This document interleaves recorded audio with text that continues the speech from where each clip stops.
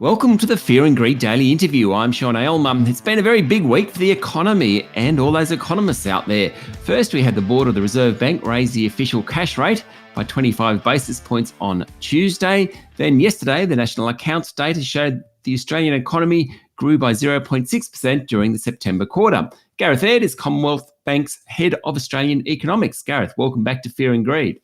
G'day, Sean. It's nice to chat with you again. Okay, let's start with economic growth. The Bureau of Statistics put out the national accounts yesterday, 4 times a year. Came in at 0.6 for the year through to September, 5.9% because of the big bump we got last December. That's the post-COVID bump. How did you take those numbers? What were they like compared to your expectations? Look, it was a print which actually reminded us of the pre-pandemic days from a production side, where we found out the growth increased by 0.6% on the quarter. And that was a normal number, if you like, given we've been so used to for a couple of years of these kind of big swings in the quarterly change in production. The annual rate's a little bit misleading because we were in lockdown into the September quarter last year. But I think by and large, the activity data, in other words, the production side of the economy, came in pretty much in line with our expectation. We thought GDP would be up by 0.7% on the quarter, so it's a very small miss in the scheme of things.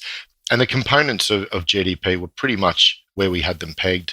Decent increase in consumer spending, as you'd expect, given households had been sitting on a decent stock of savings and they've wanted to get out and about and do things since the economy reopened. Business investment and dwelling investment also up. And then you had some falls in public demand, and then net exports were a drag. But overall, the output side of things has behaved in a way that we had by and large anticipated.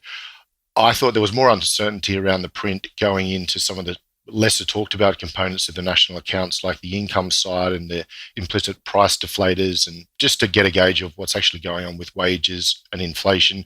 That was a little bit more interesting to me. And then, of course, we also found out that the savings rate has now dropped back to close to where it was in the 5-year average pre-pandemic. Okay, so let's talk about wages and inflation as measured by the national accounts. What's happening on wages first?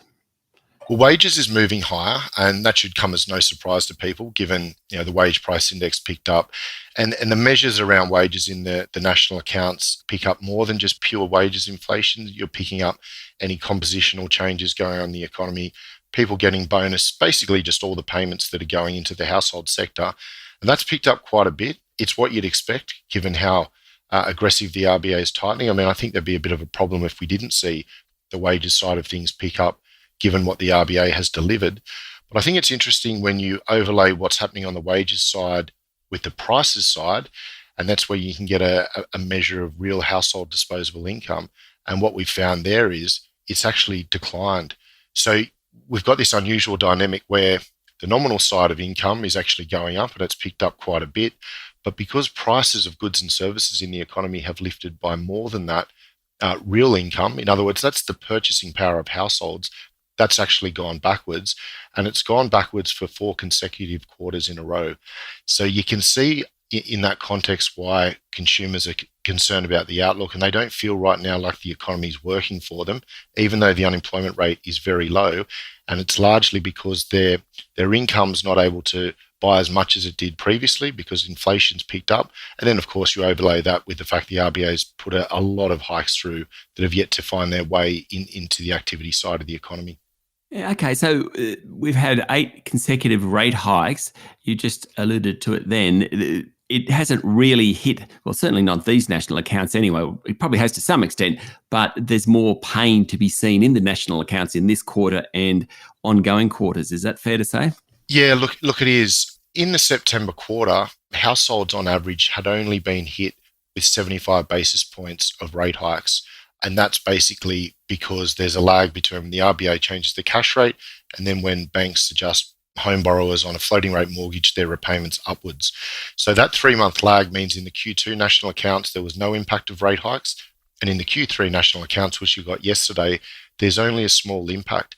What we'll see from here is, and particularly as we go through 2023, that the rate hikes that the RBA have delivered really starts to have an impact on consumer spending. That's what they're designed to do. But we might find out that actually, because the RBA has put so much through, things slow a little bit more quickly than they're currently anticipating. And that's pretty critical to our thinking that the RBA doesn't have too much further to go in their tightening cycle because there's going to be a huge impact from what they've already delivered to come through. Not just because of that lag that I mentioned about 3 months, but also a lot of home borrowers have been on very, very low fixed rates, and they'll be rolling off those rates as we go through next year. Okay, so we'll delve into that more in a moment, but just before we leave economic growth, so does that suggest the normal number of 0.6% or the more normal number? I mean, what's going to happen this quarter, the next couple of quarters? We probably won't see that sort of number. Yeah, we think it'll slow from here. In fact, probably the best way to think about the annual pace of growth at the moment is to do what they do in the US, which is to annualize the quarterly number.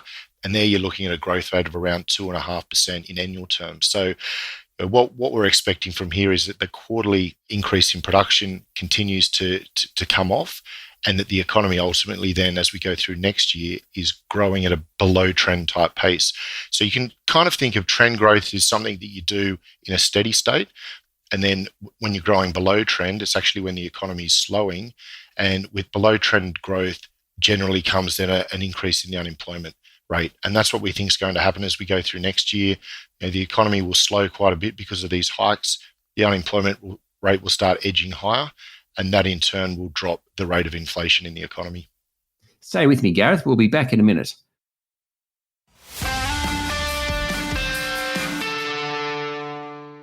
I'm speaking to Gareth Aird, Head of Australian Economics at the Commonwealth Bank. So what will happen to rates? On Tuesday, the Reserve Bank Governor Philip Lowe said there was no preset plan. It will very much depend on data, but the board also made it fairly clear that they're thinking about more rate hikes. They're definitely thinking about more rate hikes, but we also know that they're thinking about pausing at some stage, but we just don't really know what it is that they want to see before they decide to pause.